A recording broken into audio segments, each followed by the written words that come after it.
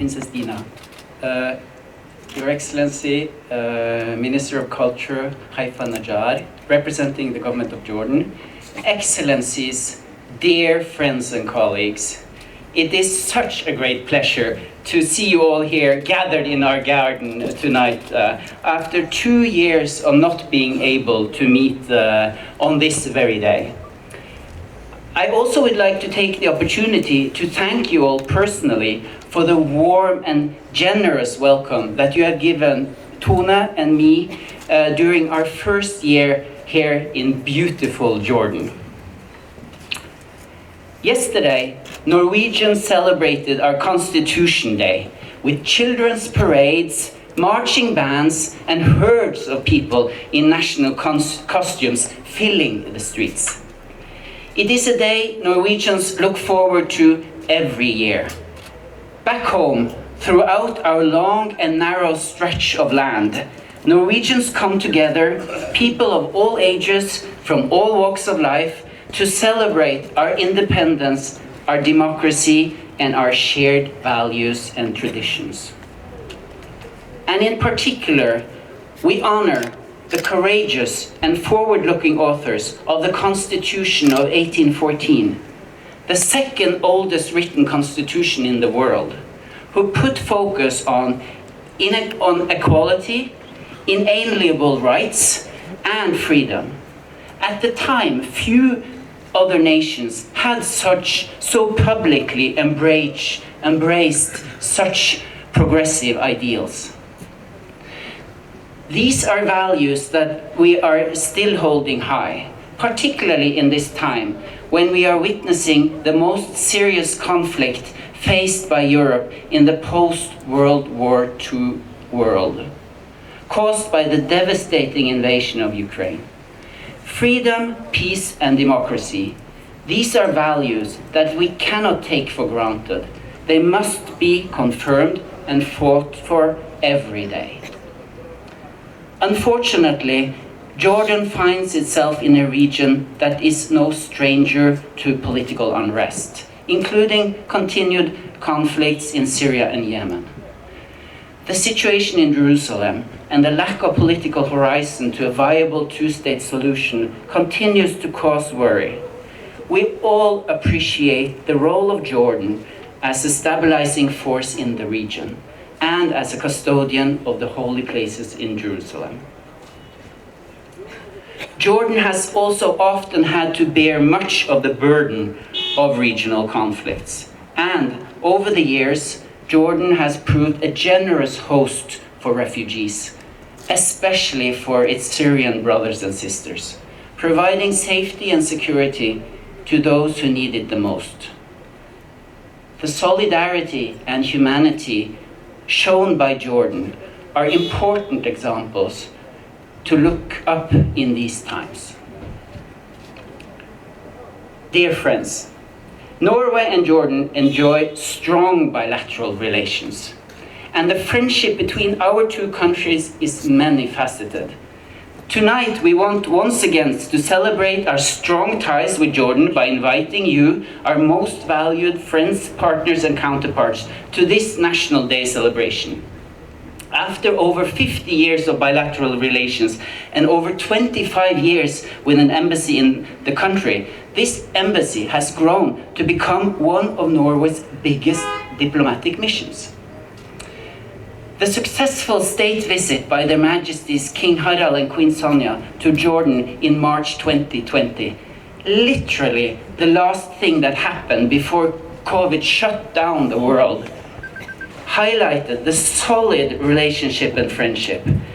The visit reinforced and re-emphasized our many common visions and goals.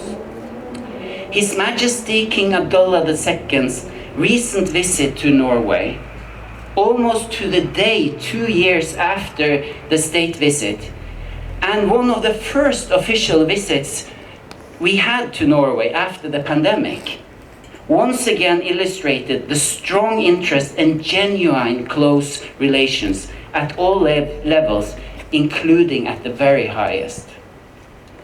The cooperation is not only at all levels, but in a variety of fields, from shared political vision of peace and dialogue with earnest political discussions to strong cooperation in sectors such as education, employment, economic growth, and in defense. Observing Jordanian and Norwegian troops in combined joint exercises in snow as well as in sea and desert throughout the last year has been an impressive visualization of the cooperation. It is also true in the area of humanitarian and development cooperation. Norway recognizes the heavy toll the Syria conflict has had on Jordan. At the Brussels conference that took place last week, Foreign Minister Huitfeldt emphasized that Norway remains committed to providing support to Jordan with a particular focus on education and employment. As we all know, COVID hit Jordan heavily. We are therefore so pleased to see the country and the world now opening up again. We hope this return to normality once again will increase the level of visits and tourism in Jordan. I was in Aqaba last week and realized that about 200,000 people had come to visit during the Eid celebration. This makes me very happy, as it shows that we are now heading back to normality. Jordan has so much natural beauty to offer, which I see many of my fellow Norwegians truly love, because Norwegians love to hike. And Jordan offers us the most spectacular possibilities. We love the beauty of this country. Therefore, on any given weekend, you can be sure that about half of the embassy staff will be out hiking in various forests and trails and wadis. Yesterday, this garden was filled with children, playing, singing, and eating hot dogs and way too much ice cream. This is how Norway usually celebrates our Constitution Day. It is in many ways a Children's Day. Children parading streets with flags. Tonight, we also wanted to give you a little taste of Norway here in Amman. So, what you see here in front of you is a visualization of the northern lights. It will probably be, when it gets more darker, you will see that the floor is the northern lights.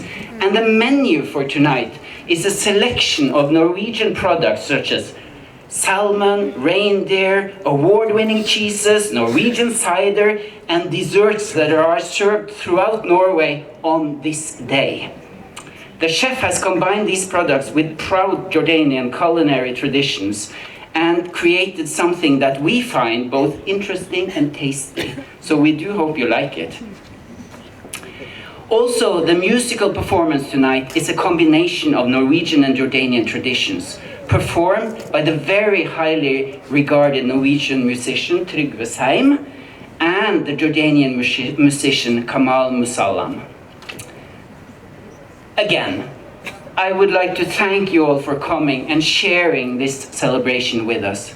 Thank you so much for your enduring friendship.